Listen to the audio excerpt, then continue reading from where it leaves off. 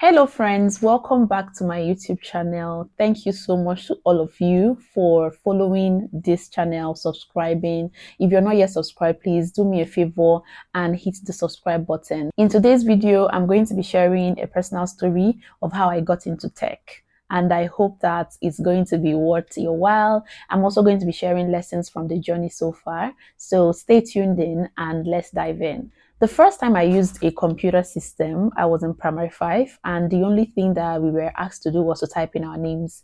I remember wondering why the keyboard had such scattered keys, why, there was QWERTY instead of ABCD. So I struggled with finding the alphabets. I remember my classmates, pointing, trying to help me identify where the letters are. Here is A, here is M. And after that day, I never touched a computer system again until I finished secondary school.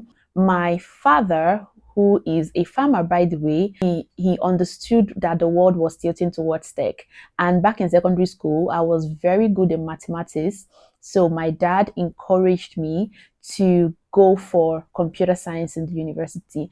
I usually tell people that despite the fact that when I was in secondary school, I was very smart, I never faced any form of pressure to study medicine or nursing. As a matter of fact, I never considered those career paths because I still can't stand the sight of blood. So I never considered those career paths. But when my dad said computer science and mathematics, I liked it because I liked mathematics and I felt, well, as long as it has mathematics in it, then count me in. After my secondary school education, I started canvassing for universities that offered computer science and mathematics. My dad would call it double major. He used to say that.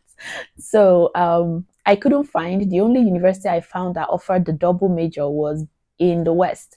And my parents didn't want me to go that far. Our family income was very limited and we didn't have any family in the West. So it wasn't a feasible choice. When I chose my university where I eventually studied, I applied for computer science, but then I heard that it's usually a case that when people are not able to get the cutoff mark for computer science, they are usually sent to the mathematics department. So I told God that if he felt that mathematics was the better course of study for me, then he should make me not get the cutoff mark for computer science so I can be moved to mathematics. But then, as God would have it, I got accepted to study computer science. I graduated from the university in 2016 with a first class in computer science. I remember writing my codes on paper, cramming codes, all of those things. So when I finished from the university, I knew that I needed to get some skills because in my university days, I didn't have any skills. And I think I didn't mention that actually after my secondary school education, my father, it was not even like for so long. Immediately I finished my graduation, the next week, my dad enrolled me for a computer training where I spent 6 months learning all the basics of, computer, word processing, Excel. My father was really keen. My father loves education. He could spend, even though he didn't have money, we didn't have money, but my father could sell even the clothes he has on to ensure that his children got the best education. So to prepare me to go to university to study computer science, he sent me to get that practical knowledge. And that was literally the only practical knowledge I had of computers until my final year when I got my laptop. So I basically used my laptop for my project, I didn't program with that laptop. I remember one of my classmates trying to teach me how to code then, Casey, and he taught me for about a week and I ran away. I told him this stuff is too difficult. I can't do it. So back to after my university education, I just knew that I needed that skill. I needed skills somehow. I mean, how can you study computer science and you literally don't know how to code? You don't know the first thing about anything else apart from the basic word processing packages and maybe Corel Draw, which every other person can even learn if they choose to. My dream was to be a lecturer, a computer science lecturer, and I understood that I didn't want to be that same kind of lecturer that I had. I remember we had this lecturer then who was teaching us mathematics, and when one of my classmates asked him what the application of all the mathematics we were learning were, I remember he cursed him and cursed him and cursed him. So I didn't want to be that kind of lecturer who doesn't understand at least a little bit of the practical implementations of what I'm teaching my students, or even what career paths they can eventually use those skills to get in the future, even if I'm not 100% skilled at those. I remember going for my youth service. Youth service is like 1 year of sober reflection where you have to think about your life, because after youth service, what next? What exactly are you going to do with your life? And it happens usually towards the last 6 months of your service year. You think a lot of thoughts. And that was when I went back to learning JavaScript. As I learned JavaScript, it was confusing. It was not entering. I wasn't understanding it. And I called one of my friends who was working in a tech hub in Uyo at that time. And she advised me to go to a hub in Aba when I get back home after my youth service. She told me what to tell them, how to get in and all of that. That was a consolation for me. I had a plan that as soon as I got home, I was going to visit that hub and kickstart my tech journey. In 2018, I finished my youth service. I went back to Abia State, Aba precisely, and I went to that tech hub. So the funny thing that happened was that when I got to the tech hub and met the founder of the tech hub, he asked me what I was already doing, like what skills I already had. Did I do front end web development or back? In fact, he didn't even say web development. He just said, "Do you do front end or back end?" And because I was coming, my friend told me that I shouldn't tell him that I was an entire novice, but I should tell him that I have a little bit of knowledge, which I do, but it's just like it's too little. It's not enough. So when he asked me that question, I just said front end. I didn't know what front end was or what back end was, but I just felt that front end, front. Yeah, I think. And I just said front end, and he just called one of the instructors and said the instructor should just take care of my learning and all of that. And the instructor, because I already said I did front end, gave me a web page and told me to duplicate that web page and return to him tomorrow. I couldn't sleep that night. I spent the whole night trying to code the web page in HTML and CSS. And guys, this is how I came into tech. There was a deliberateness behind it, but then for the most part, especially when it came to the programming aspect, it was totally coincidental. And that was how I started my journey as a front-end web developer. There wasn't a lot of research done. I didn't know what it was. I didn't even choose it. As a matter of fact, I think it chose me. And that was why years later, when I now knew more and I could make a decision for my career, I didn't continue with front-end web development, because eventually I preferred to be in the business side of things. But then getting into front-end web development was just like the beginning of the journey. A lot of things were pretty much new. I didn't understand so many things. I remember attending my first tech event. There were a lot of jargons, a lot of things I didn't make sense of, but then I persevered. I think one of the things that helped me greatly in my journey in tech was that because I started my tech career in a hub, I had a lot of people in the hub around me who were intermediate, senior, and junior just like me.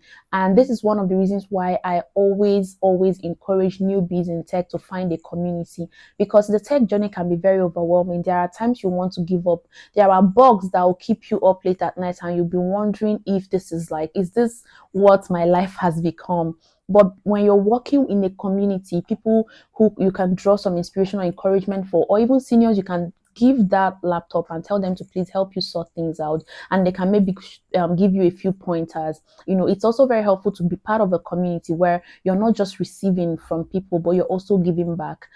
From my first year in tech, I think after the first 1 year, I started teaching other people. Yeah, even though I wasn't an expert, but at least I knew a couple of things. I wasn't exactly where I was on that first day when I came into the hub. So as long as you've learned something, you do have something to give. Between 2018, when I officially joined tech, and 2019 was a mix of a lot of things: volunteering, community work, learning to code, teaching, writing, just a lot of things. We had a lot of events that happened at the hub that I volunteered at. So in 2019, I joined Open Source Community Africa as a social media community manager, after which I joined She Code Africa as a community manager. It was when I joined She Code Africa as a community manager that I realized that community management was a career path, which I did for 1 year before I eventually pivoted full-time into community management. Ever since then, it's been amazing. I have received a lot of good things from being in the tech community. I have also given back to the community in numerous ways. It's one of the decisions that I'm grateful that I got into tech. I'm very grateful to my dad for seeing into the future. I think it's one of the things that while parents don't have to dictate to their children what they should do, it's also important for parents to understand the genius in their children. My dad saw that I loved mathematics, and he also knew that the world was tilting towards tech, and he just felt that this could be the right alignment for me. And while maybe my studies in the university didn't help things exceedingly, it's still great that at least I studied computer science, right? And because it was because I studied computer science that even made me start thinking towards, okay, now that I have this first class degree, what do I do with it? I need to close this skill gap. Nobody would hire me in tech just because I have a first class degree. I need to have the skill to match that first class degree to make it make sense. Some lessons that I'm going to share with both people in their career and people who are currently students, especially computer science students. If you're computer science students watching this, listen closely. Your universities, especially if you're attending a federal university in Nigeria, especially the one that I attended, which I'm not going to mention their names, their practical skills are not, I think it's probably even a worldwide thing. I don't think universities do such a great deal of work in equipping students with the practical knowledge, and it's on you to bridge that gap. You can't keep making excuses that you wrote codes on paper and all of those things.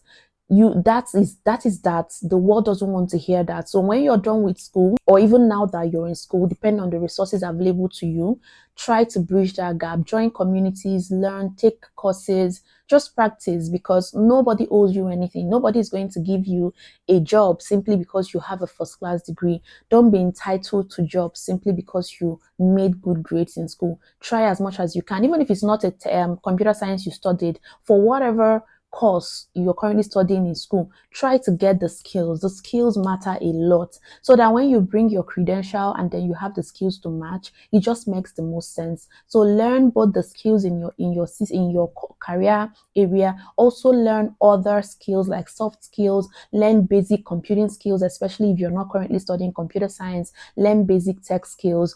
Be digital, right? This is a digital age, so whatever career path you are on, I think it's just essential for you to at least get basic digital skills. The second thing that I want to share, which is a lesson, is the importance of community in your tech career. I already mentioned that. So if you're currently new in tech, join a community. You're currently relocated to another country, find a community. You're currently a nurse, find a community of nurses. You're in tech, find a community of tech people. It will help your journey in no small way. And when you're part of those communities, don't just be there to take, give back. Sometimes you solidify the things you learn by actually teaching others. So be someone whose hand is open to give back. And when your hand is open to give back, it's also open to receive. Another lesson is that consistency matters. Consistency is super important. You can't be in a field and in 6 months you're expecting that something fantastic would start coming out immediately. I know a lot of people sell this to people, especially to newbies, because maybe they want you to buy their course or something, but tech requires consistency and it takes time. So you have to be willing to commit to the long process. Even if you're learning it by the side, you should be committed enough in the process to keep learning, because if you just see it as one thing by the side, if you do it for 6 months and it's not paying, you will drop it, right? So be consistent enough. Sometimes the reward comes in front. So commit to the process, commit to learning, commit to growth for the long haul. The next thing that I want to share is that your tech career doesn't necessarily have to be linear. Okay, it is totally fine to pivot. The first career path, depending on how you came into the industry, like me, as I shared, the why I joined tech was super coincidental. So you can't expect me to just continue on a path simply because it was thrown at my lap. So you're free to pivot. If you started a tech career simply because maybe you were not as informed, you just got into this particular tech skill and you weren't so informed and you've been doing it, but it doesn't really seem like where you find your mojo, it's very okay for you to pivot into a different field. And finally, the last lesson that I want to share, I believe there might be a lot of other lessons that you can learn from my story, even without me mentioning. But the last lesson that I want to share is that rejections I think they're like part of the journey, really. I received so many rejections before I got my first yes in tech. I got rejected so much that, it could be confusing when the rejections are coming too much, right? You could be wondering, maybe I'm not good at this thing, maybe I'm not good enough, maybe like you could come with so many doubts and so many maybes, with the whole rejection happening. But one thing I know is that when you stay consistent and you continue to grow and develop, what you need is that first yes.